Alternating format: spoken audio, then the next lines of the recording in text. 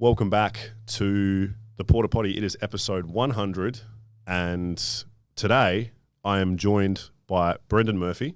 Thanks for coming on, man. No worries. Thanks for having me. Well, I was going to say that this podcast is brought to you by Achievement Apex, but you are Achievement Apex. That's me. So it's brought to you by Achievement Apex in association with Powerpit Rockingham. And look, this is a big episode for me because it's number 100, but also if you have been listening and if you pay attention at all, you would know that Brendan has recently become a sponsor of the podcast. So thank you for doing so and reaching out. And I appreciate you coming here today. There's a lot of things to talk about. In, I guess, somewhat of a summary, maybe you could explain to anyone who may not be aware of what you're currently doing, what Achievement Apex is and what the goal of the company is. Yeah. So I guess I'll start off with some backstory about how I decided to start the company. And so at the time, before I started the Achievement Apex, my goal was to be the greatest squatter of all time. And to me, that meant squatting 500 kilos at 100 kilos body weight raw. And I thought, okay, well, if I want to be the best, I have to have the best equipment. What's the most expensive squat bar that is out there right now? And it was the Kabuki squat bar, which after I pay for shipping, that was about 2,000 Australian dollars. I got the squat bar and it was fucking shit. It's 30 up. I guess, I don't know if this is relevant or not, but I spoke to a sales bloke at Kabuki because I wanted a deadlift bar. And they said, we can't reserve it for you. Normally you have to buy 2 things if you want us to reserve it. So I was like, all right, squat bar. I've got a Goliath right now. I like the 35 millimeter bar. Your bar's 32 millimeters. If you assure me it's better than the Goliath, then I'll buy it. And he said, long story short, he said, yes, it's better. So I said, all right, I'm getting the squat bar. And it was fucking shit. 32 millimeters. The knurling is very, very small. It's not aggressive whatsoever. And the bar bends like all fuck. And I thought it wouldn't because they had the 250,000 PSI tensile strength. And I didn't know this at the time, but tensile strength has nothing to do with the stiffness of the bar. So when you see bars that have a 250,000 PSI tensile strength and then their deadlift bar is 190,000, got nothing to do with how much the bar bends. So that's something that I found out. Anyway, so the bar was not particularly good, very, very whippy, terrible for stability, and I kind of went like, what the fuck what is wrong with us? It's 2022 at the time. We have the knowledge and the materials and the technology to make something better than this. This can't be the epitome of powerlifting squat bars. Like, what the fuck? And so I guess me personally, I'm someone that's always prided myself on my ability to do anything that I want. I think if I really want to do something, then I can do it. And I don't care if I've done it before and I've got no idea how to do it. I just decided, all right, this can't be the best. I'm gonna fucking do it. So I started looking into metallurgy and engineering, and I spoke to a few people to teach me some things. And I'm like, all right, what's the strongest metal that I can get?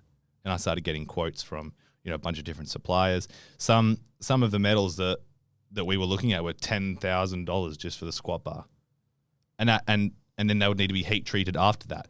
And so like the fact is there are better things out there, and the only reason we don't have them is because companies need to make a profit, and they don't want to spend that money because they're not in it for powerlifting, like to progress powerlifting and make lifters, safer and help them lift bigger numbers. The numbers that they want bigger are their profits. So I was like, all right, my mission is to make the best product first, lifter safety and improving the numbers that they can lift. That's first, profits come second. And then or any profits we do make, that gets redistributed into powerlifting in the form of sponsorships or prize money. So that's kind of how the Achievement Apex was started and what our mission is. Something that I tell myself is that whenever I develop a new product, there has to be something about the product that is superior to the equivalent product. So our squat bar has to have something that is superior to every other squat bar. Same for our power bar, deadlift bar, cambered bar. And when we get into monos and benches and racks and that stuff, it's got to be superior in some way or another, or I'm not putting my name on it or the Achievement Apex name. So that's like what we stand for and how it started. So in reference to the knurling, because that's what's stuck in my head after what you've spoken about there, and I think you outlined things pretty well. You heard the feedback, obviously, Darwin, Connor, and Jack had the other day when we were talking about it on the podcast, and it's feedback I have heard from other people outside of those three as well, about the knurling being very aggressive on your bars. One of Connor's suggestions was possibly that the knurling in the middle of the bar stays as aggressive, while outside where you're going to place your hands maybe becomes slightly less aggressive, so it's slightly more comfortable. Hearing things like that, do you stand by the way you think about it and say, no, the way it is fine? Or do you hear things like that and go, all right, that's actually a good point. I can see maybe why you'd feel that way. Maybe that is a change that we will make.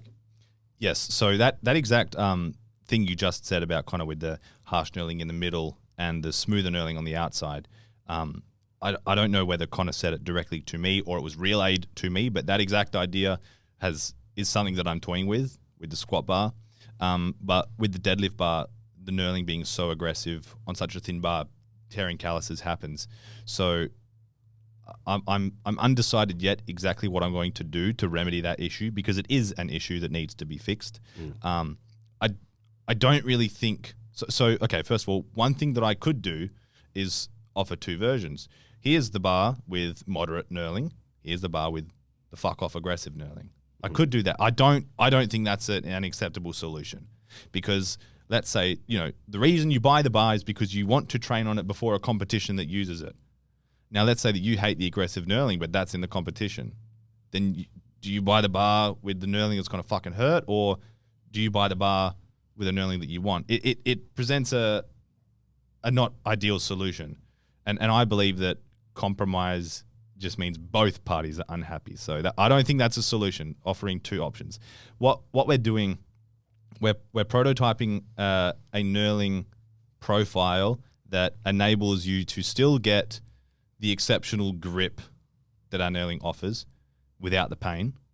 And the other one we're doing is one where one direction, the knurling's really grippy and aggressive, but if you flip the bar around, then it's more smooth and less painful. And the way that would happen is that the knurling teeth, instead of being, fully pointed like this, pointed to the camera, it's more sort of bent one way. So if you put your hand around it one way, it's actually not going to hurt at all. It's not going to be as grippy, but it's not going to hurt. And then if you want that really aggressive knurling, you turn the bar around.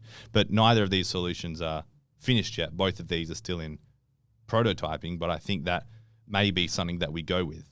And if we can't find a suitable solution there, then I do like Connor's idea of having the aggressive knurling in the middle on the squat bar with a more moderate knurling on the outside, because really you don't need the aggressive knurlings for your hands on the squat, because it's on your back. You're not holding it up. Yeah, so I mean, part of what you've said there, if you have using the flipping solution, especially the deadlift bar, that would allow someone to, say, do a top set with the aggressive knurling, because that is what they, for instance, would be using in competition, because that's more ideal for competition setting. Very similar to what Darwin said. But then, for instance, when they're doing their back downs or something like that, they would be able to use slightly softer knurling, which you would also probably agree would make sense and kind of is obviously part of why, obviously Darwin is a great deadlifter, so he has a good opinion. Yeah. That's kind of his point, really, is there isn't anything wrong with the knurling, but given the amount of volume that you might be doing on your back down sets or anything, there's not necessarily a need for it there. Yeah. Just on that kind of, when you let's face it, when you're at a powerlifting comp, if you're doing 3 attempts at the very most, possibly a fourth one, depending on where you are, that's very different than, say, doing 2 sets of 5 or something for your back downs. You can understand why that would be too much, that aggressiveness. Yeah, it's definitely it's an interesting problem to solve, because originally, so if you are familiar with the deadlift bar, there's in the middle you've got the really aggressive knurling, and then on the outside of the ring you've got less aggressive knurling, and that's to reduce friction up the shin for sumo pullers. Originally we were going to have nothing there and only have the aggressive inside knurling, because then there's even less friction on the shin for sumo pullers. But the problem is then it's basically useless for accessories for example, a snatch grip deadlift. So I was like, okay, well, I have to put something there. I'm going to go somewhere in the middle where it's just a less aggressive knurl so that it can still be useful for snatch grip deadlifts, for example. But yeah, that doesn't solve all of the problems. So, admitted I was a little bit, narrow sighted in that specific area. But one of the things that, like me personally, that I like to do, not just with the Achievement Apex, but every area of my life, is constantly look for ways I can improve. So all of our bars are a work in progress. And as they are right now, I mean, I don't want to, what's it called, like talk myself up too much, but I really believe they're the best in the world. But that doesn't mean that I should stop there because they're not perfect. There is always something I can do to make it better. So as long as that is the case, then I'm going to do the thing to make it better. I think it's a good attitude to have, and I definitely think, I mean, we've been talking about this a lot on a personal level, just in life in general. It's good to approach things in that way. So knowing that you approach things that way with the company is reassuring. Because like you said, a lot of companies don't look at it that way. They're not really worried about, it's not that they're not worried about the quality, but let's face it, if someone sells a power bar and someone squats 350 on it and it doesn't break and it's not, a noodle, it's going to be acceptable, really, isn't it? Because there's nothing massively wrong there. You can look at it and go, well, that could be better. But the company's going to look at it and go, yeah, but it's doing the job enough. Yeah, I mean, if I would imagine the thought process of some other company would be something along the lines of this. Okay, so we could make it better, sure. What's it going to cost to make it better? Okay, well, we're going to have to do this many prototypes. We're going to have to buy this equipment. We're going to have to pay these people to come up with these designs. We're going to have to test this and test that. Okay, the price to make this adjustment, which might not even be better, is $20,000. How much is this improvement going to increase our profits? Or how long is it going to take for this adjustment to increase our profits? Given that it might not even be superior, let's assume that it is. Okay, so let's say maybe that time is 6 months, maybe it's a year, maybe it's 2 years. What is that trade-off worth just continuing as it is because we're making a fuck ton of money as it is, kind of attitude? I imagine that's how pretty much all other companies would approach that issue. Yeah, and once again, if you're not having, I guess bad feedback to an extent where someone's snapping a bar or hurting themselves using it. Yeah. That's how a lot of places look at it. Yeah. As we continue, I'm gonna make this, I guess, a part of it because I want to mention it. What whiskey is this? I couldn't tell you. Okay, I'm not a whiskey connoisseur. No. Here's my approach with the whiskey. Okay, I have it as a reward for doing good things for the most part, and I'm going to put it out there. Here's what I do. All right, I need a whiskey. This whiskey is a reward, so it needs to be expensive. So I'll go online, Dan Murphy's, which I like the color of this one, and it's expensive. Okay, that fits the bill. And then I'll buy the bottle, and then that'll be my reward until it's empty, and then I'll buy another bottle. Over time, I have realized certain things that I like. I like Scotch whiskies. I like Japanese whiskies. I don't particularly like bourbons. I don't particularly like New Zealand whiskies. But I couldn't tell you, yes, this whiskey is my favorite. And maybe people don't really like that approach. They might say it's a little snobby or yeah, he just buys it because it's expensive. And you know what? Yeah, I do. We're wearing suits, so we're probably already coming across a little snobby anyway. Which, if you're wondering why we're doing that, it's because myself and Brendan both appreciate a good suit. So he had one, well, he has more than one. I have a suit that I don't wear that often, but if I have a reason to wear it, then I'm very excited to do so. Usually not sitting down doing a podcast, but this is the first time I've done that in a suit, and I like that. I can say that now. I can. Yeah. We can say we did a podcast in suits. Yeah. At the very least, it's a cool story. I've done a podcast in a suit. Yeah, exactly. But we'll take this moment to cheers, and for you coming on as a sponsor, let's have a sip. I wish I knew what that was. I could find out because I know what the bottle looks like. It is a Scotch whiskey. I think it's 24 years old or 25, something like that. Interesting. It's got a. Do you know, if you're a whiskey connoisseur, it's a blue bottle that sort of looks kind of, I would say, like a potion bottle. It's a blue bottle. It's got a little gold cap on it. It's got like a skinny neck and then like a round bottom. You're triggering something, but I'm also not an alcoholic, so I can't really. I'm If you're watching and you recognize the bottle that I've described, Yeah. comment it in the comments. Well, I've noticed that you can comment on Spotify now, which is interesting. Oh, can you? Yeah, I didn't know that. I'll have to show you afterwards. I've noticed I don't know where they added it from. That's cool. And for some reason, I couldn't do it on older podcasts, but then for the more recent ones, it's like it's been made available, so they must have just not updated it. Till then. So yeah, you can comment on Spotify or YouTube and let us know. That's very cool. It is pretty cool, actually. I think Spotify's slowly turning their wheels to actually kind of, I don't know, they're probably going to start pissing YouTube off a little. I think so because this has gone back a couple of years now, but when they acquired Joe Rogan, I'm talking out my ass here because I've got no proof of this whatsoever. But when Spotify enabled video for their podcast was when they made the deal with Joe Rogan. And so they acquired Joe Rogan's podcast. And all of a sudden, because that's what I thought, I was like, oh, how am I going to watch his podcast now? So it came on Spotify and I clicked on it and I could still watch it on Spotify. So I assume that's why they made the video feature. I could be completely wrong, but that's how I'm thinking. I do think you're right. But also, I did notice the other day when I was going through analytics and things like that as well, that said something about video for Spotify being available. And I don't know if something we could look into.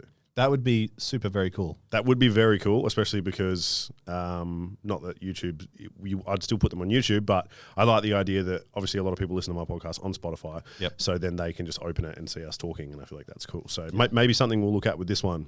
Well, maybe I'll see if I can have a look at it today, and if it is something, this could be the first one on there. It'd be good to start at episode 100. Yeah, that'd be cool, yeah.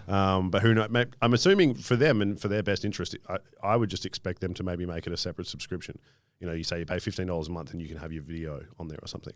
If I was them as a company. You mean for a consumer or a creator? For a creator. Okay. You know what I mean? Like I'm assuming that, like for instance, like when I use SoundCloud as to use it as the host, they have like SoundCloud, like Pro or whatever it is, and it's like $16 a month, and then you can use it as a creator. So like if I was Spotify, that's the way I'd be thinking. Rather than just Joe Rogan can do it, I'd be like, all right, well, if other people want to do it, this is how much you pay a month. Yep. And then they would be, some people obviously, you'd have to already have a Spotify subscription. So then they're adding to that, which is a smart way to do it because, YouTube's done it with premium, right? It's like $20 a month, and it's the most expensive one there, so no one really wants to pay $20 a month, but also no one wants to watch 10 ads in a row, and I can download videos.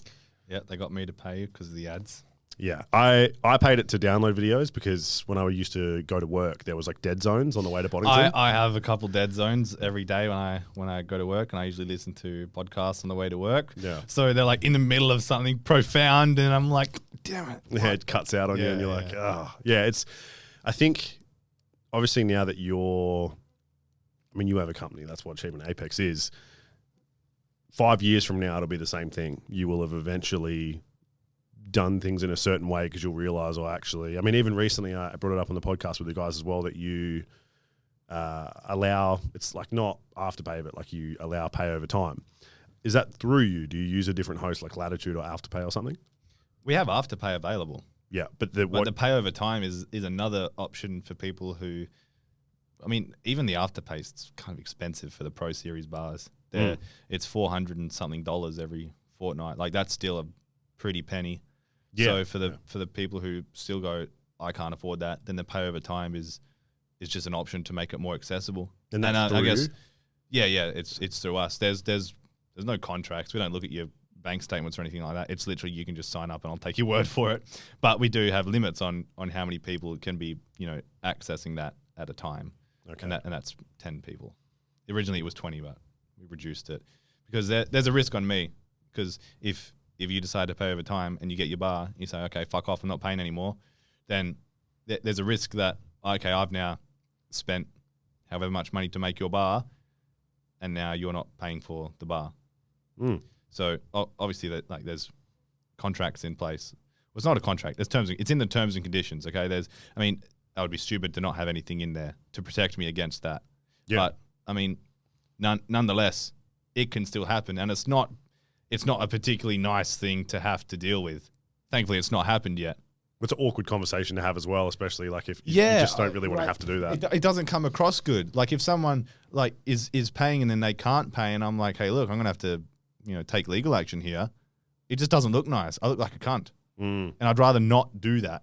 So Yeah. that's another reason why the limit is in place. Yeah, it's important, and like you said, it's like any company would do it. Like it's and in a lot of places it'll be worse. A lot of places. Well, Yeah. I tell you what, every time I try to, make a big purchase and pay over time, they want my bank statements, they want tax returns, they want this data, that data, and I'm like, come on, like, Yeah, exactly. It's. I mean, I'm even- trying to give you my money here. I know people who have tried to buy a house and then have had trouble getting one because of how much Uber Eats they get. Like, Really? That's when you know you've got a problem. I think. That would be a problem for me a couple of years ago because that was basically my diet nonstop. I remember, I wasn't going through a good time, and my space, half of the living room was full of, it was Menulog, not Uber Eats, but full of Menulog bags because that was all I ate. Yeah. Wow.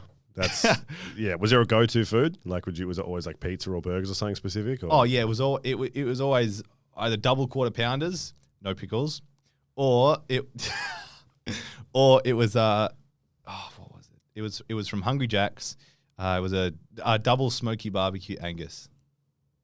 Yeah. And they replaced that with the Cowboy Angus, and it is not as good. I haven't had it, but I remember I used to get I think it was like the cheese and bacon Angus from there because it's 1,200 calories, and the macros are all like flat across the board. So like the protein, fat, and the carbs are all like Yeah. 60, 65. That was actually a part of it for me because as I said, wasn't a good time. So I wouldn't cook food for myself. I was very, very lazy.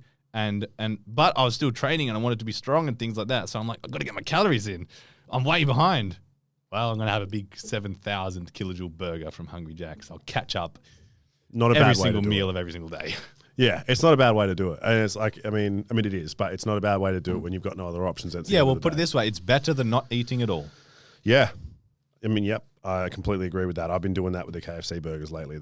Someone told me there was... Your story was hilarious. Where you got the KFC burger and there was no bacon, and you went to the Yeah. McDonald's drive-thru. Hey, what's the cheapest way I can get bacon? I just want bacon. I got I got abused for that. Not abused. I got like, someone was like, surely you could have just asked for bacon, but you made it so much more awkward. But I was like, I felt like it's not, surely they don't get that a lot. No, I don't think they would. Yeah. I would say. So you mean when you say you should have asked for bacon? Do they mean from McDonald's? Yeah, like I should have just ordered like, hey, do you guys sell bacon? Can I get bacon? But Nah, I made it more long-winded. I don't reckon that's cool because if I'm McDonald's, okay, we don't advertise that we sell bacon. Okay, we sell burgers. And if you're trying to swindle me for some bacon, okay, you're trying to make me go out of my way to give you some bacon when that's not what I normally do. If I'm going to give you do you the favor of giving you some bacon, you should at least do me the favor of buying a burger. Yeah, I was surprised, to be honest. That's kind of what I thought. That's why I was like, look, do you have the $2 hamburgers? Because then I'll get a $2 hamburger, add bacon, and I'll just fuck the burger Because off. then it's a win-win. You get your bacon and they get their little profits. Yeah, exactly. Whereas But if you just want the bacon, that's just a win for you. well, they still charged me $2.20 for 2 bits of like shortcut bacon. So Okay, that was a win-win. Yeah. So they sold you less than a burger and they still got the burger price. yeah, pretty much. So I mean, look, but then I got my bacon in my KFC burger, which I think ended up turning out to be wrong anyway because there's not even bacon in a zinger burger. So I already fucked it. But either yeah. way, luckily my body doesn't count every single calorie by the sounds of it. I seem to just be able to be extremely flexible and like as long as it's within a ballpark, I'm like fine. I don't get fat. So That's actually a weird thing with me too, actually. I remember when I was trying to eat a lot of calories to squat some big numbers, I was eating 5,600 calories a day. I wasn't really gaining any weight. But then before that, when I was cutting for a competition, I was eating about 2,000 calories a day and not losing weight. So there's that big zone for me where it's like, okay, I can get by on this, but more is not enough. yeah. And don't you say that I wasn't eating that many calories, okay? I'm not silly. I'm going to put it out there that it's a possibility that he wasn't eating that many calories. Well, put it this way, my diet was shakes only. Every single meal was the same, 7 shakes a day. And in that was a scoop of protein, there was 3 cups of milk, there was banana, there was peanut butter, there was blueberries, there was yogurt, there was honey, there was creatine. And it was a 700 calorie shake Why were you doing that? because I was not hungry. I needed the calories. But did you not need to go to the toilet constantly? Oh yeah, I pooed heaps. Yeah. Okay. that answers that then. Normally people are really awkward about like I say something on here and they're like, they think it's weird that I'm asking, but you've just been straight up about it, which is, it's a normal thing, you know, humans poo. So I am generally not, I'm never really insecure to talk about things that one might be insecure about. After I read the book, The 6 Pillars of Self-Esteem, I genuinely think that book changed my life. I was very, very awkward and insecure almost about everything. And then I read that book and sort of my takeaway was, don't be insecure about being insecure. So there are things that I'm insecure about, but I will still put them out in the open because I'm not insecure about being insecure. So, you know, or if I don't want them to know about whatever the thing is because I'm insecure about it, I'll be like, look, I'm just insecure about it, so I'm not going to talk about it. Like, I'm just not afraid to admit that. Whereas most people would go, you know. Yeah, I think I do the same thing. Like I'm known for like constantly drawing attention to the fact that I have small legs, and then being told by, you know, probably most people that I'm completely over exaggerating and it's not that bad. But I think it's almost like I need to constantly do it because it makes me work harder to like not want to have small legs. Do you want to know something that I did recently following a similar thing? Show me. Let's go. I can't show you, but I thought you had a PowerPoint presentation here. Okay, no, go. Well, I could get it up on the laptop, but I'm not going to. Okay. So every day, something that I do is I track my personal finances. So I got a big spreadsheet. I enter my income, my expenses, and then it calculates a bunch of stuff. And then I got a cool analytics dashboard that tells me, here's your top 5 concerns for expenses. Here's where all your money's coming from, and blah, blah, blah, blah, blah. And so I personally didn't think I was making as much progress on that front as I would have liked to. And I was like, okay, well, I've had the dashboard for a while, by the way. I just updated it from the ground up recently to be better. But the point is about that thing about drawing attention to it to make you work harder on them. I got a second monitor and I put it next to my computer in my office. And on that monitor is my personal finance database. It's displayed 24/7. Nothing else goes on the monitor. So if anyone, you know, I feel like I'm not making as much progress there as I would like. If anyone's coming into my office, they're going to see that. So I can either work on it, make it look very, very pretty, so to speak, so that I'm happy to display it. Or, you know, if I don't work on it, it's going to be embarrassing every time someone comes in. So it's like that exposure thing where you draw attention to your legs so that you work harder, draw attention to the money so that it looks better. That's an interesting way to... I feel like I look forward to walking into your office one day and seeing your profile, your financial profile dashboard. That's not something I've heard of someone doing, but I like it. I like the principle behind it. And at the same time, yeah, it does. It like, I don't know. It's sort of been a bigger thing for me over the years than it should have been. But sometimes you need to do that. Sometimes you need to put yourself in a situation where you're like forced to... I don't know. It's kind of like the same reason everyone starts working out, right? Like, not everyone's the same, but I truly believe that like 95% of people, at least, I'm just going to sort of throw that arbitrary number out there like we all do, start working out because they want to look better. Like, I do not believe that 40% of people are like, oh, I'd really love to know how much I can squat. Like, no one gives a fuck about that when they start. They're just like, I started working out because I wanted to be the best squatter ever. Yeah, but like I said, not everyone, you know. So a lot of, and I think I'm joking, by the way. Oh, okay. Oh, no, I thought maybe that could have been the case. So no, I do know people. I played video games 16 hours a day. I did not care how much I could squat. Well, there you go. In fact, I didn't squat for the first 2 years of training. I must have some good genetics because luckily, as soon as I started squatting, I exploded. I could see visible changes in the muscularity of my legs every single week. And I remember I would always look in the mirror like, what the fuck? They're fucking bigger and leaner than last week. What the fuck? Yeah, I mean, like, I think, there's that different genetic potential for everyone as well. And, like, obviously some people respond to things differently. You know, like, I know some people who have great legs, but then, like, their chest or their shoulders are, like, horrendous. You know? Yeah, I didn't squat for ages either. My legs were... I don't think I can say mostly at this point, but at the time they were almost entirely built from the leg press, which people clown on. I got some decent legs, you know, for the time on it. For how long I had been training, you would say they were decent. Yeah, well, I know you see gym bros all the time who like probably have, you know, half of them don't even squat and they'll just leg press or something. And a lot of those dudes have huge legs.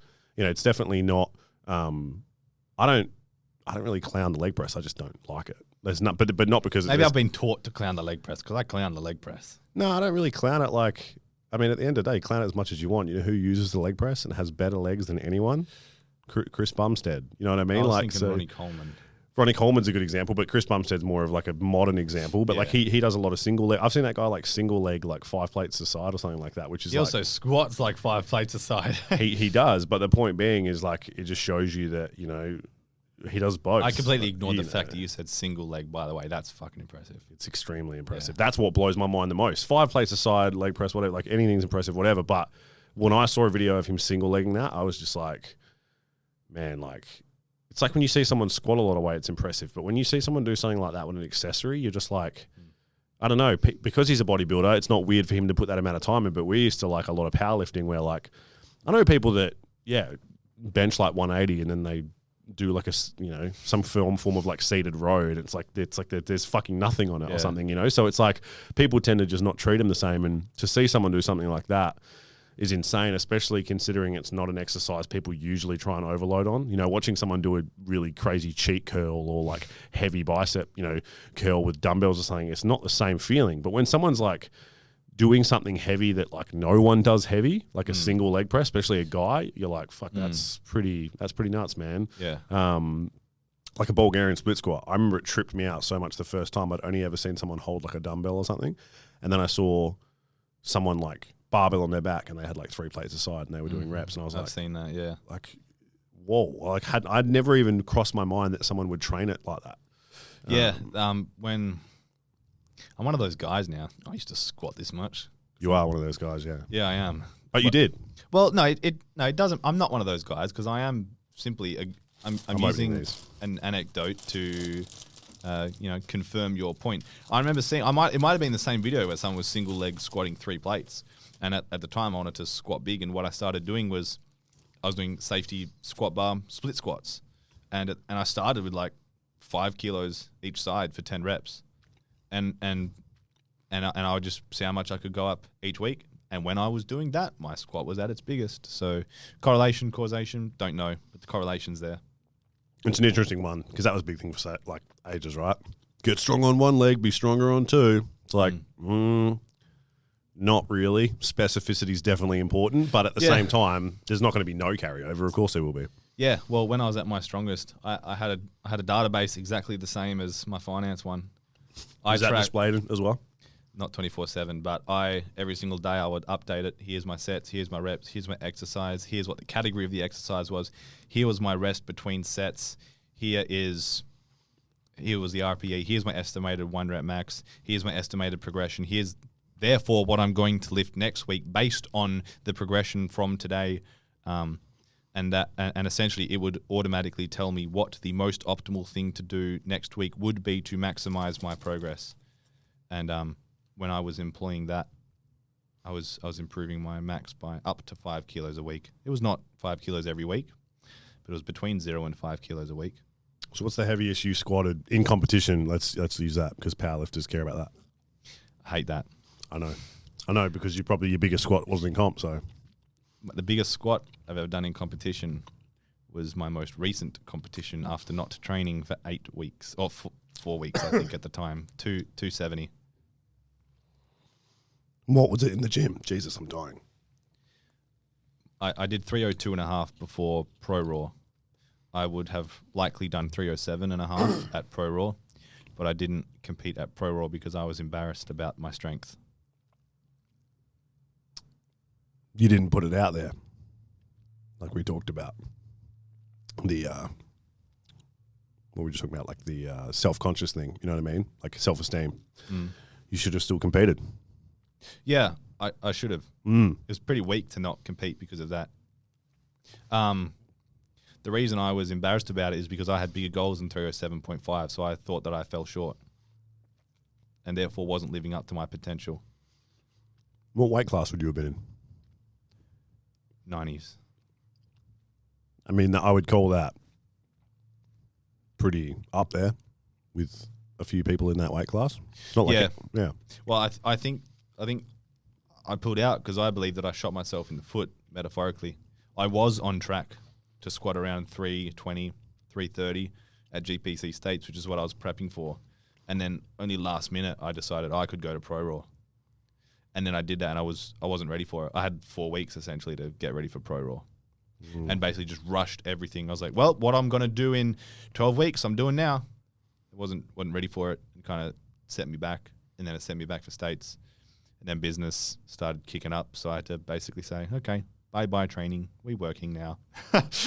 Yeah, that's a hard one as well. Like people forget, there's always that life side of things. And when I was working where I was working before, that like I didn't give a fuck about training because my fatigue was ridiculously high. I did not give a shit what I could squat. It was like the last thing on my mind. But now I squatted yesterday and have not trained the squat at all. And while, you know, I don't compare myself to powerlifters because I'm definitely not on that level, I still managed like a 4-plate squat. And I was like, well, this is actually not bad considering I've not trained this at all. Yeah, in the new Titan sleeves. So now I'm a little bit itching again, and I'm like, I always wanted to squat 500 pounds because it means nothing to no one but me because I like the number, even though we use a different metric system. So maybe I'll do it on an Achievement Apex power bar. Power bar, yeah. I'm interested to try it because the bar that I'm using you would probably hate, like because the knurling is like worn. The bar is so old, but probably would hate it. I didn't seem to notice too much because I've only ever used that. But I'd be interested in this knurling because like that's what a lot of the boys said. Like the way this bar, I'm slightly turned from my hips when I squat, like that kind of slightly bent over. I don't really have too much of an issue with back tightness, but I'd love to feel the power bar and sort of have something really kind of dug into me. Maybe I won't have to lean over as much. You know this doesn't really matter, but you know what's kind of ironic about, you know, the knurling thing about being too coarse is that it's a very, very slight change, but we recently developed a coating called Ceramoly coating, and it's superior to the previous black oxide we were doing, but it's also slightly thicker.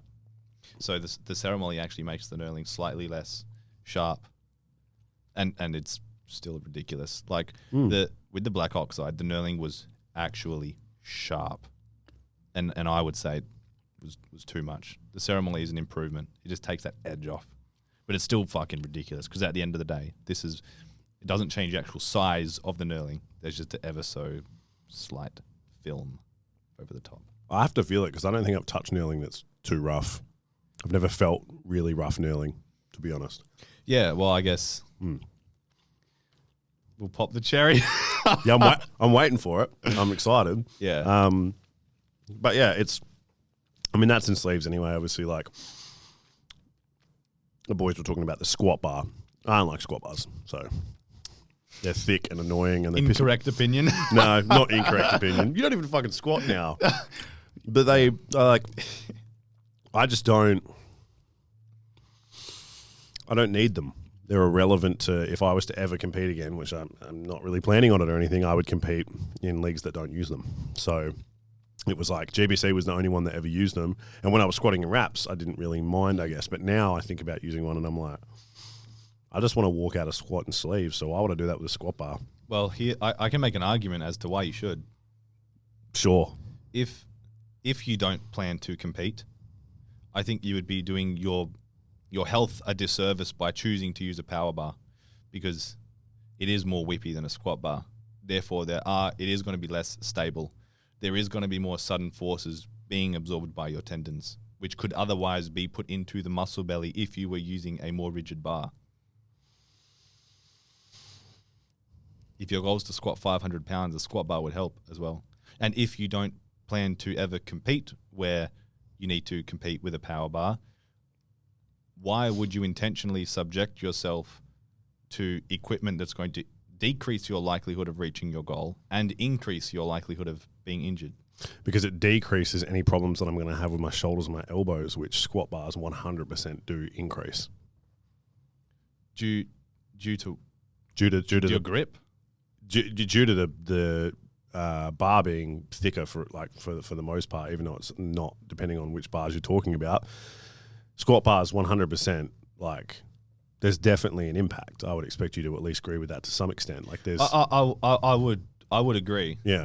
I would say it's my belief that the more important factor for shoulder health would be the position of your hands and the kind of squat you're doing, whether it's high bar or low bar.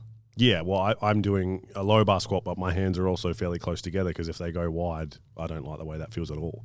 Then perhaps there is, some merit to your decision to use a power bar. Yeah, I mean, I just don't get the same issues with a squat bar, especially when I was peaking. I hated it. Like I'd go on bench afterwards, or maybe even 2 days afterwards, or whatever. And I was just like, I don't want to feel this. Like I don't want my elbows to feel like. Yeah, especially now, even doing jiu-jitsu, I did a low bar squat a little while ago, and it was on a power bar, but I just wasn't tight in my back, and my elbows hurt after that. So it's just like that squat bar is only going to increase that more, and like it does kind of come down to back tightness and, like you said, positions of things, but. It'll always come down to just the fact that I just like a power bar. It's thinner and it feels like I can control it more. A squat bar. A thinner diameter bar will sit better on your back. I believe that. Yeah, it just feels more comfortable. I remember even using one when I had one of those grip shirts, when they were a thing. Yeah.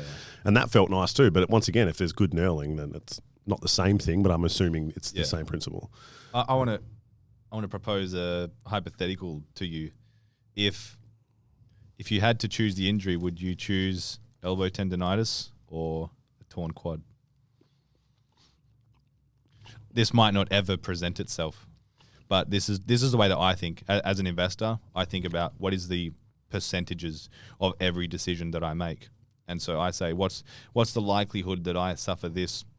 Oh, okay. So what's the likelihood of each of these events? What is the level of catastrophe, so to speak, if each of these events is to happen? Elbow tendonitis, 2 out of 10. Torn quad, 9 to 10 out of 10. I'm not willing to take the chance of the torn quad. But why are you comparing those two things? Because if the squat bar reduces the likelihood of a torn quad due to the increased stability, but the trade-off is elbow tendonitis, I personally would take the trade-off. I'm not saying that you have to. I'm just offering this.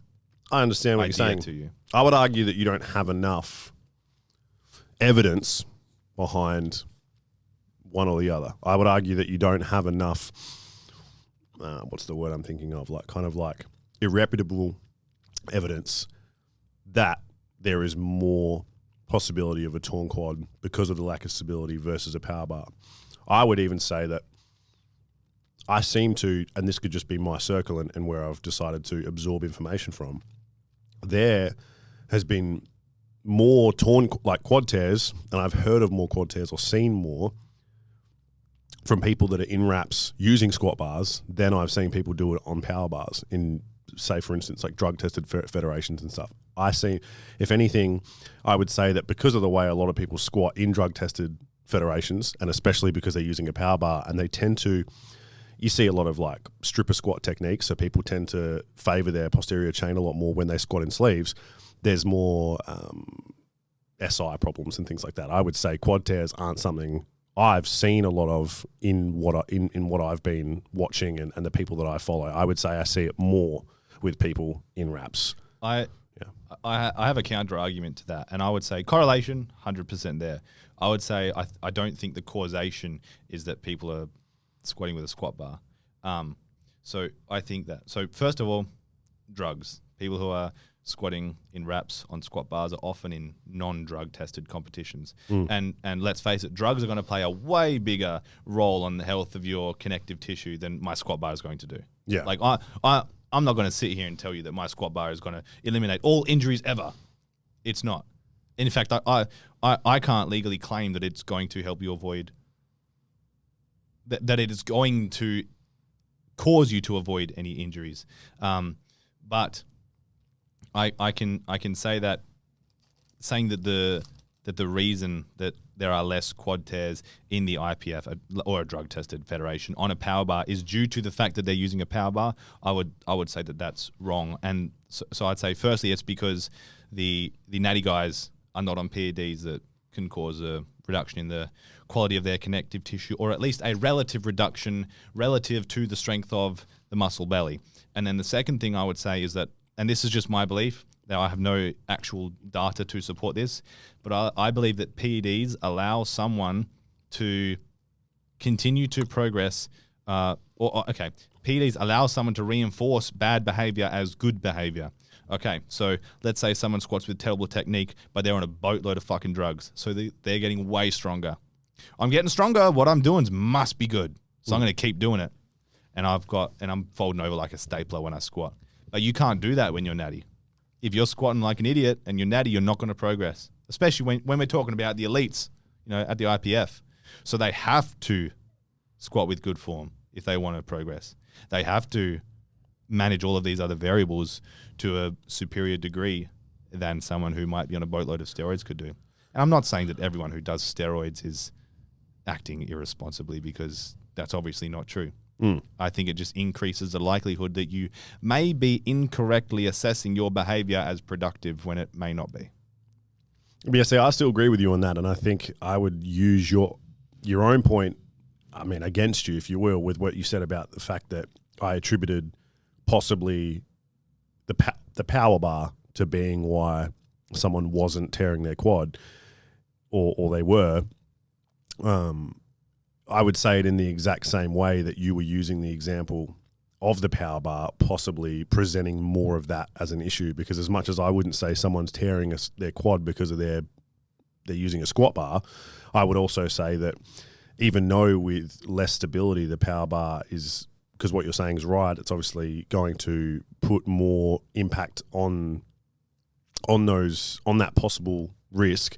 I would still say that there's not enough there for me to present that, because I don't see enough of that in drug tested. And I understand that you're saying that drugs are a factor, but to me, that's a separate thing, I guess, from what we're saying, in the sense that I would never say to myself, I should squat on a squat bar because a power bar is presenting more of an issue and I have to weigh up whether elbow tendonitis or this is a thing, because I'd be like, people are progressing on power bars and they're not on drugs and they're not tearing their quads. So I could absolutely do the exact same thing. And I agree with you, by the way. Yeah, like if there was more of it happening. I said this is just a hypothetical, and it's probably might not be relevant for you because you are natty. You're not having bad behavior reinforced by PEDs. So it's probably a non-factor for you. I was merely presenting a thought exercise. No. And like that's I think how a large summary of our conversations happen. Yeah, thought exercises. Yeah, because I think it's valuable, because if you never have them, then you never learn new things or think about things in different ways, and effectively you just stay in your own echo chamber and you don't learn. And that reinforces bad behavior, doesn't it? It does, and you also don't want, you got this, bro, all the time. Oh, yeah. It's the worst. Folding over like a stapler and no one calls you out. Yeah, I've done that before, and I fucking fucked my back squatting when I first started. And how I squat now, I don't know. You'd maybe have your own opinion on it. You haven't seen it in person, I guess. You've only seen a video of it. I have opinions on how everyone squats. Of course, yeah. Everyone has opinions on everything, and if they say that they don't, they're lying. No, but whether they're positive or negative, like you could see the way I squat and go like, oh no, it's good, or you might go, I think you do too much of this. Yeah. But the way I squat now is better than how I've ever squatted. But I've been stronger before. Mm-hmm. Like I've been, but like I used to squat too wide and I'd sink into my hips too much, and I wasn't.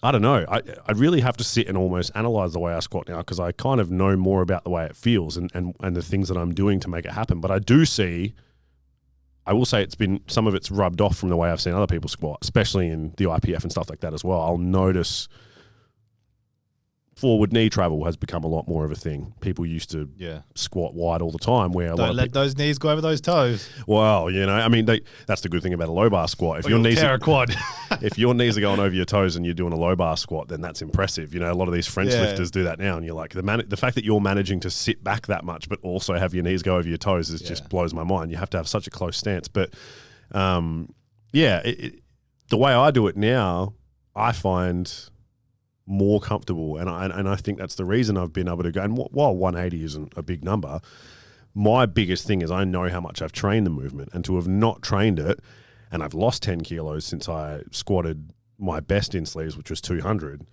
I've kind of gone, someone said to me, oh, well, I guess you've been hack squatting a lot. Maybe that helped. And I was like, it's not going to not help. But there's something in the way I'm squatting, because even if I'd done all these hack squats and then I came in and squatted like shit on it, like with a low bar squat, then I wouldn't have got that number. Not that it's huge, but like I said, out of nowhere without training it. So the way I squat has improved, and weirdly it normally doesn't when you lose weight. But I think I just picked up things along the way. I realized my feet closer actually does work a little bit better, and leaning forward is something that I kind of am encouraging a little bit more now. And then the bottom position's feeling more comfortable to me, and my bracing's better and stuff, and even my back tightness and stuff like that. So those sorts of things, like you said, are the most important things, because the good behaviors are ultimately what's going to help you get somewhere. And that's why that 180, I had someone, oh bro, that moved hell quick. And I was like, well, I disagree. It didn't move quick. It moved okay, but I also knew everything I did wrong. There was a little bit of balance lost and things like that. So I called it there, even though I probably could have tried more. But I called it there simply because, one, I was happy with it, but also I was able to look at it and go, you know what? I'm really happy with that. Now I'm excited to actually train it, drop the weight, and keep that good behavior going, so that next time I go to max it out or to see where I'm at, the behavior is going to be, I can rely on the fact that when it gets heavy, I can maintain that. I can look at myself as I'm working up through the weights and going, oh, cool, like I'm maintaining this, I'm maintaining that. And, that's why I guess like the sleeves helped for sure. But also having the Apex bar I'm excited about, because the one I used probably is worn, it probably is old. So it's only going to, even if it wasn't your bar, it's probably going to help regardless to get like a better bar. Yeah. But yeah, I feel like a squat bar to me, it feels, I can't get as tight, and it feels like it's on top of me. And I also found that probably it would be different if I was heavier again. When I was heavier, I definitely dealt with it better. If I was I felt that them since I got a little bit smaller, and it's definitely not the same. I had a lot more like back fat before, and I felt like heaps better. I do think they're a lot better for people that are bigger. Yeah, I probably agree as well. That's something that I found, or I did find that as I got bigger, it got more comfortable on my back, because I had bigger rear delts, bigger shelf there, sits there a lot nicer. Definitely. And I think, if you want to, if we can say that a smaller diameter bar sits better on the back, then if you reduce the size of the human relative to the human, the bar is now thicker. So therefore, even when you're smaller, the bar is going to sit worse on the back. Yeah, and I think you do see it with smaller people. You'll be at a comp, and sometimes you see people unrack it, and it just looks so uncomfortable. It's. I always love when I see someone they unrack a squat, and I'm like, oh fucking Jesus, you're gonna fail that, and then they fucking smash it, and I'm like, oh, good job. I'm the asshole. Right? You're like, well, I didn't know what. Yeah, I know what you're saying. I did that a lot. That happened at States a few times, but also there was a girl there who, I think she maybe on her third one did try, but couldn't unrack it. Like from her opener, couldn't unrack it. Like just would try and unrack it. And it was like she must not have picked that weight if she couldn't have done it. So I think it was just more, I don't know what it was, but I've never seen it happen like that at a comp. Like on the first one, couldn't pick it up. Timed out when I walked away. On the second one, did the same thing. And on the third one, I'm not sure if she ended up actually picking it up, but maybe she picked it up and put it back or something. And I've never seen anyone fail at a comp because they can't actually pick it up.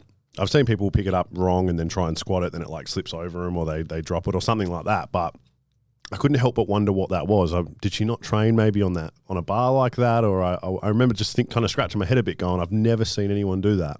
Which competition was this? This was Cape State. So yeah, I couldn't comment on that. Yeah, because I don't even know what bar they would have used. I think KP uses like a Goliath squat. They had a Goliath. Yeah, okay. So I've not noticed the difference. So you would know then. So because I competed at Western Classic at Rushi. So before they obviously used yours at States, did you know what they used before that? Was that just a Goliath bar as well? Goliath. Yeah, so that's the only squat bar I've squatted on. Yeah. And yours is the same diameter, same thickness?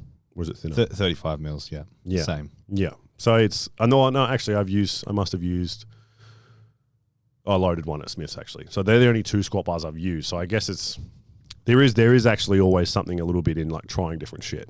Yeah. It's like the person who buys like the SBD knee sleeves and then never wears anything else, and they're like, oh, they're the best. And you're like, yeah, but have you tried other ones? That was actually something that I used to do.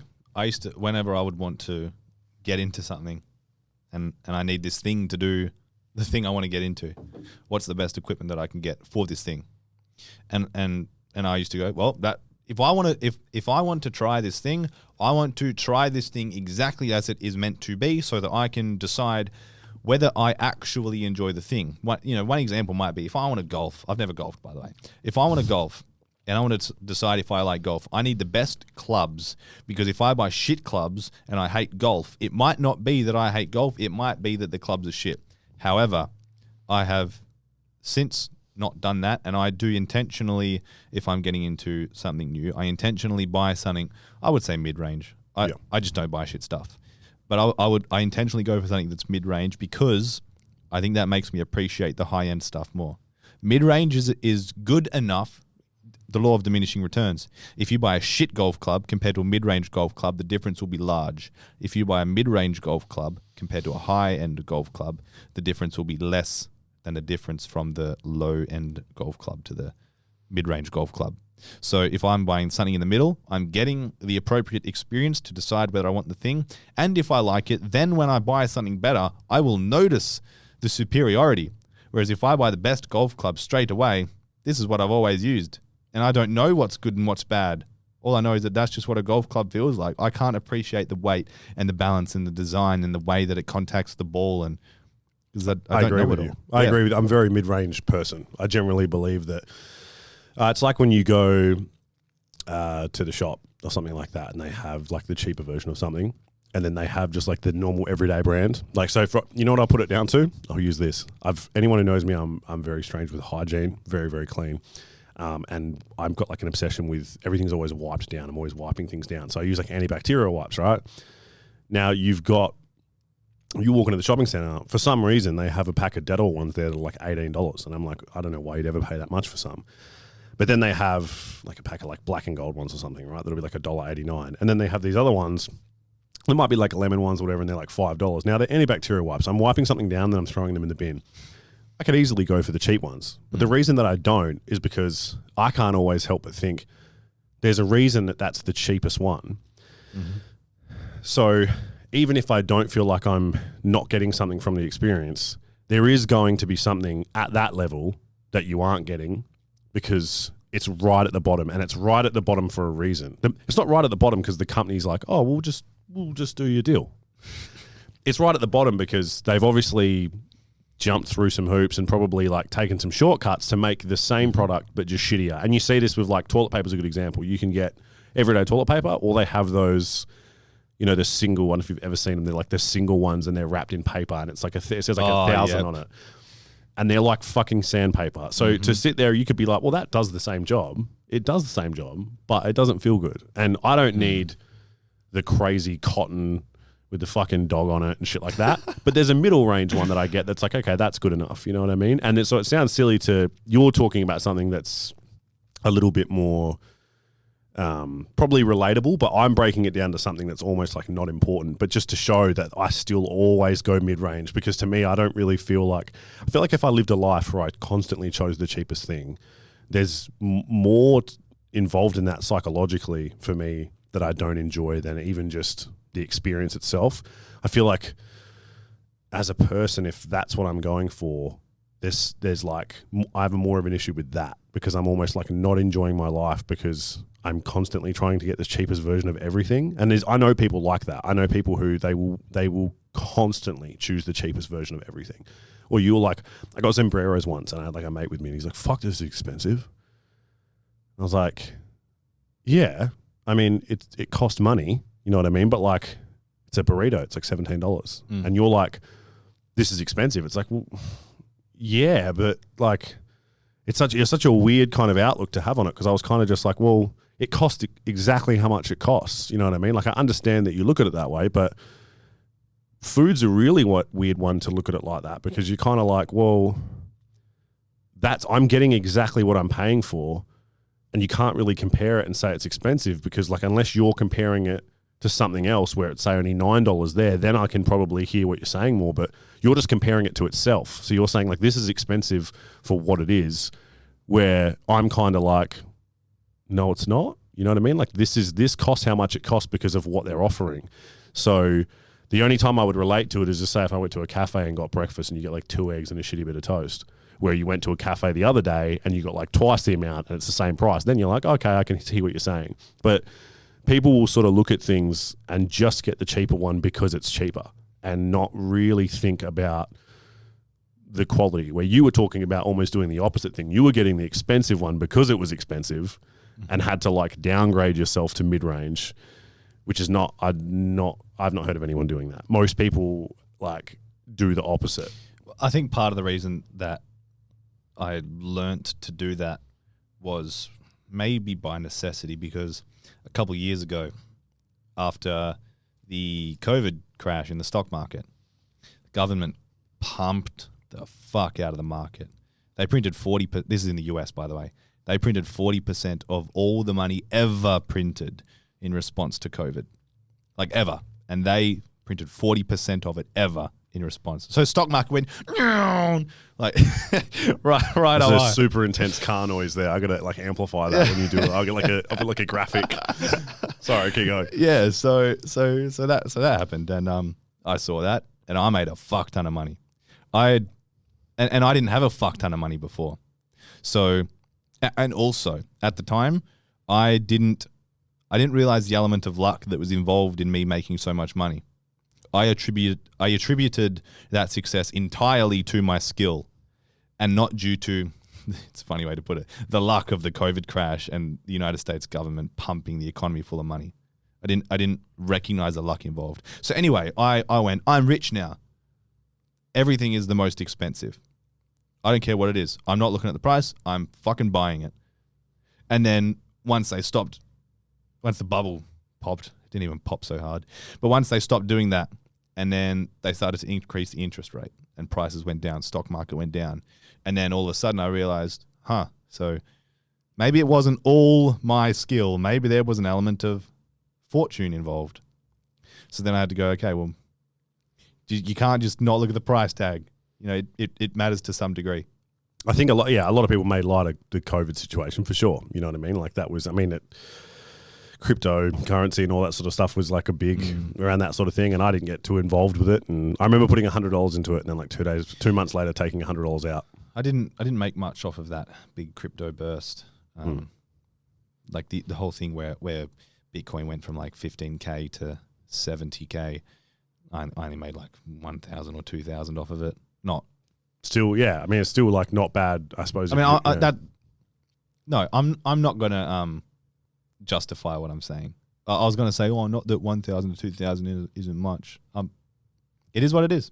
I mean, it isn't what it isn't. It's still, yeah. Look, I think it was a weird time for a lot of things. A lot of things were, and now we're seeing the repercussions. I guess it's crazy with like the bread that I like went up by like $1, and I was just like, that's cool. Like the job that I was at, I didn't start earning more money, so it's great that everything went up, but I didn't start getting paid more. Yeah, I could talk about this for a long time. The government responses to the inflation that they caused has been just whack. The market response has been whack.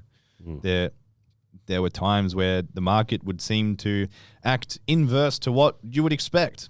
So, they would raise the interest rate, which generally means that it's going to now be more expensive to borrow money. Therefore, less people will borrow money. Therefore, less consumer goods will be purchased. Therefore, prices go down.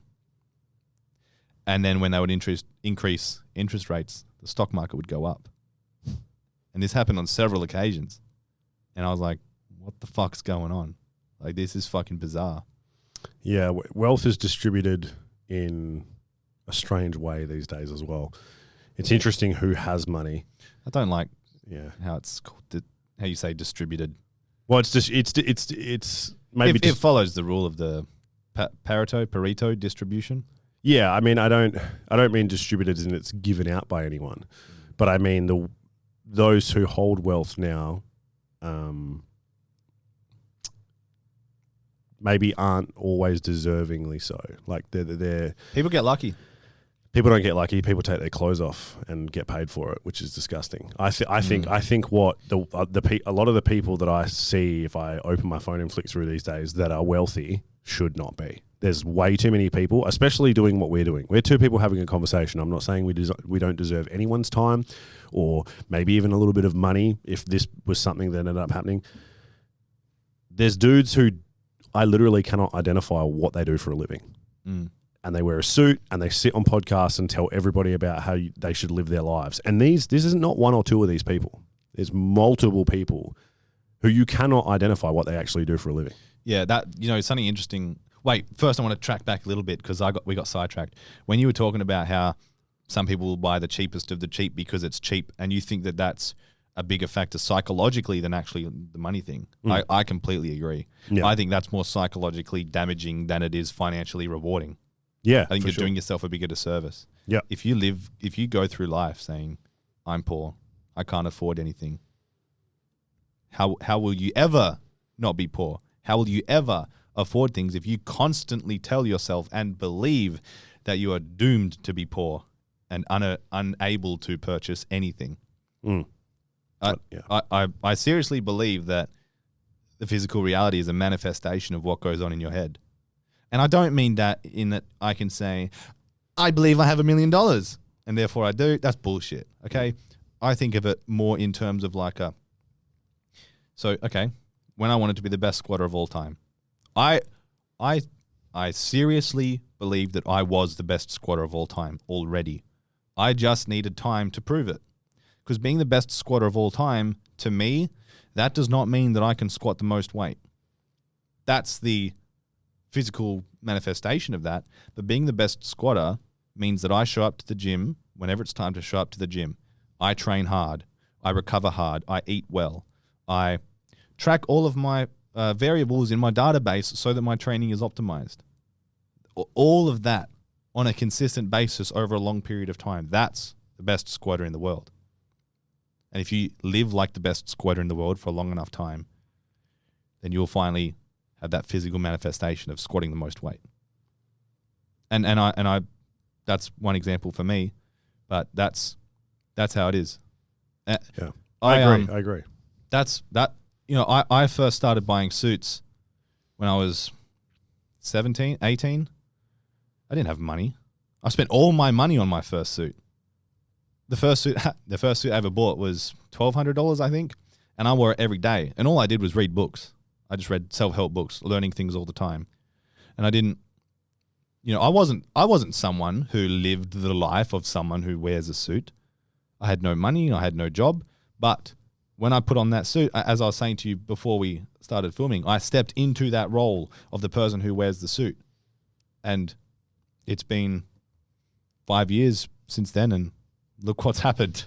Yeah, you need to. Well, it's a mindset of being worth that as well. And this is coming back to even what we talked about with buying the cheaper thing. It's cheaper can be better, and in some cases, you don't need to spend more than that in certain situations. But for the most part, that isn't the case because that's not how consumer products work. There's always going to be a cheap option that is going to be. There's going to be something you're missing out on when you buy that because there's a reason that it's the cheapest. It's just how it is. It's the exact same with something as simple as like water.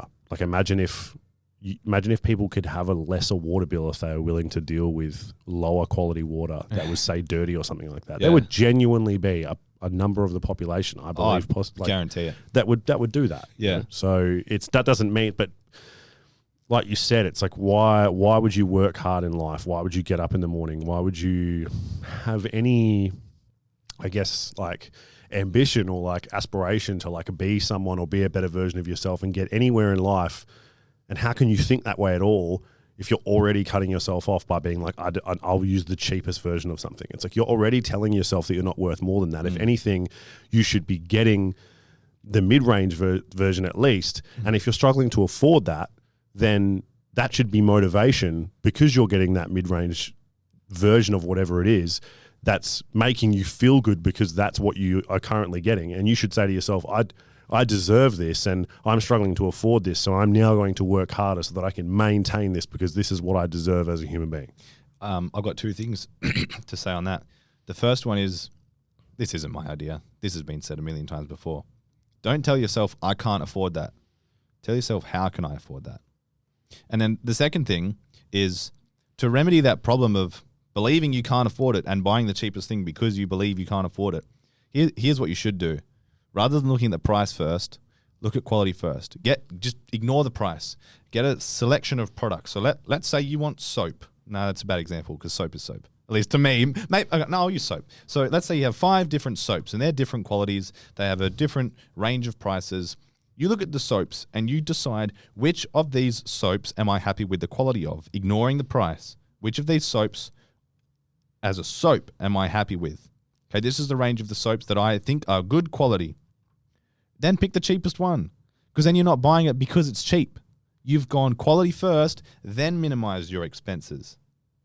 So it's like just flipping the thing. You can still not spend a fuck ton of money, but now you're not living that reality of being someone that buys stuff because it's cheap.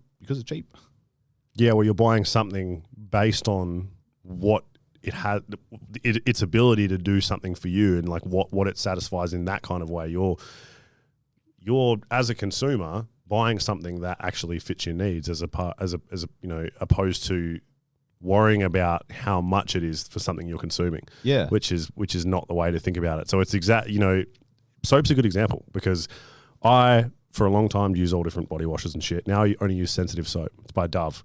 And it's probably what I would call like a mid-range soap. There's definitely more expensive soaps that you could get. And it comes in like an 8-pack and it's generally around about $8. Now, at first, I was a bit like fucking $8, because you can get body washes for $2. But once again, I pretty much did what you just said without thinking about it because I had my own scale in my head and I went, well, in terms of sensitivity and what's best for my skin, this is one of the most reasonable prices. Anything below that is not what I want to use because it is full of perfumes and unnecessary chemicals that I don't need for my skin. A lot of people don't care about their skin. I do. And ever since I've been using it, I do have, I would say I have like a level of issues with dermatitis anyway. I've had issues with dry skin. So to me, I'm like, I've started using the soap and it's like 100 times better. I've noticed my overall hygiene is better. Like I don't have to use deodorant really, and I don't ever really smell bad even if I've been sweating. And I find that, I feel better. I feel actually cleaner once I've used it instead of that purple Lynx Excite shit that you used when you were 14 that you squirted and just kind of, oh, this is doing something. It's like you don't even know what's in that. You know what I mean? At least this soap's actually, it's literally just soap. Yeah. So it's not actually, I related to that example a lot because I did the same thing, I think naturally, just by going, you know what, like I don't want to spend ridiculous amount of money, but I actually don't have to. This is actually a fairly reasonable price and it's worth it to me.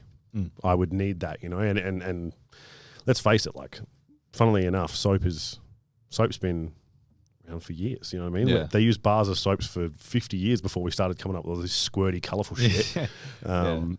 But believe it or not, we've been chatting for over an hour, so we are reaching the end of our podcast, and I don't want to rush it because that happens sometimes here because we've got to be out on time. But I think it's kind of humorous we're talking about soap.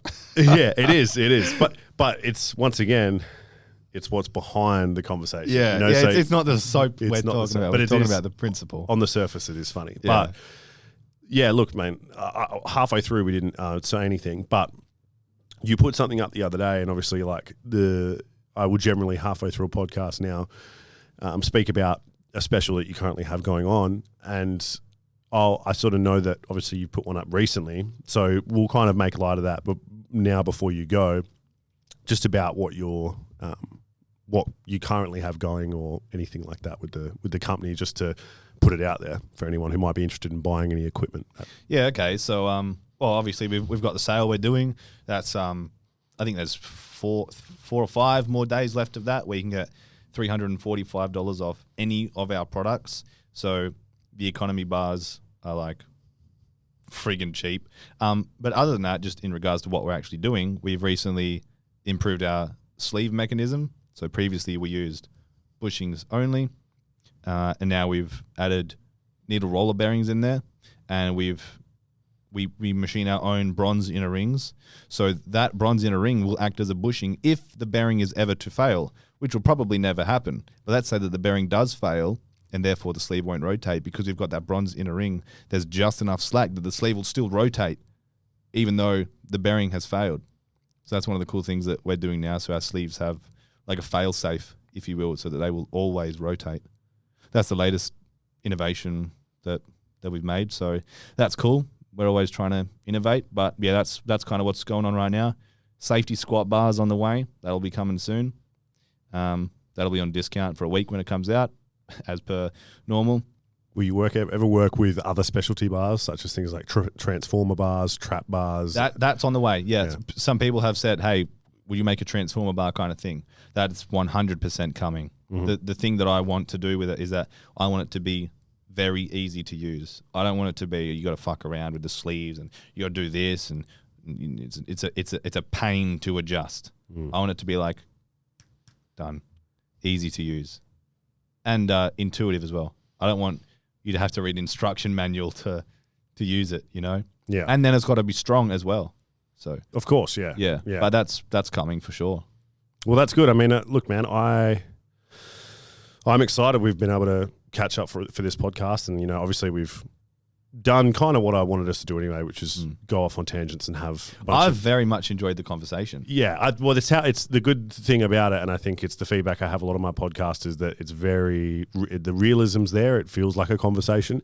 And this is essentially a conversation that you or me just would have not on the podcast. Yeah. So the fact that we can kind of put it on a podcast, I think it's also going to help people understand why it is that we've decided to work together, if you will. You've obviously decided you want to support the podcast and reached out to me, and I respect what you're doing. I'm interested in what you're doing. I like the fact that you're manufacturing bars in Western Australia. You know what I mean? For a start, I just like that idea. There's plenty of bars I can get that be shipped in from all over the place. That's always frustrated me, to be honest. I just like being able to talk, especially now that I can just, if I was a customer and I could talk to you and you're the person that makes the bar, you're not just some sales representative that has fucking no idea about how they make them. You're the person that does it. That's a huge difference. And if anyone else has that kind of setup, that's fine, but that's what I prefer. It's the same reason where if I go and buy something, I'm not a huge fan of buying stuff online. Not because there's anything wrong with it. I just love buying something in person, especially if it's sold to me by someone who has good, I guess, maybe ethics and the way that they deal with me is a big thing. They genuinely want to help rather than get their sales commission. 100%. You see that a lot in places. I find that, you know, I've always had, there's been a guy I've seen in JB Hi-Fi for a couple of years. I bought a television off him, one or two other things. When I go to JB Hi-Fi now, it's in Rockingham. I live in Mandurah.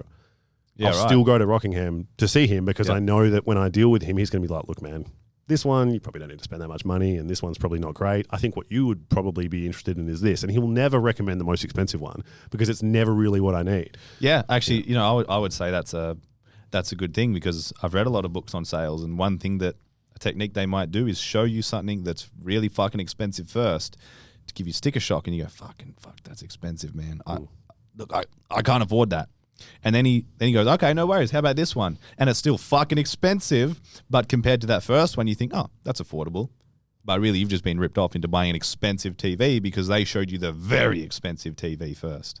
Well, that's the good thing. The TV that I bought was nowhere near the most expensive one. And I've had it for 7 years. And ever since then, I've been around 3 or 4 different people who have all bought televisions, and they're all been on the same level as the cheaper one he told me not to get. And the picture on them is horrendous compared to mine. So, yeah, and that's why it's good that he doesn't just show you the most expensive thing because it shows that he actually wants to help you get the best TV for you rather than him get the biggest commission for him. Yeah, well, I mean, it was JB Hi-Fi, so you know, it's like they're always selling like a 70-inch TV for $600, and there's a reason it's $600. TVs are cheap now, man. Yeah, but those TVs aren't good for a reason. I want something where the picture's going to look good. I don't care if the picture's blown up to 70 inches. It's going to make even the pixels like this big.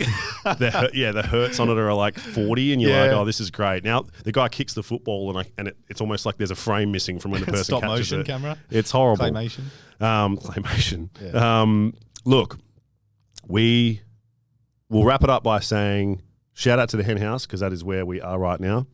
Shout out to Achievement Apex. I'm looking forward to the sponsorship and our relationship moving forward. Shout out to Powerpeak Rockingham. Shout out to Brendan for coming on and us getting dapper as fuck and the whiskey. And I will do what I always do as well, and give a shout out to my mother. This has been episode 100. Let's make it to 1,000 and beyond. Thank you for coming, man. Let's do it again. No problem. It's my pleasure. Thanks for having me. Anytime.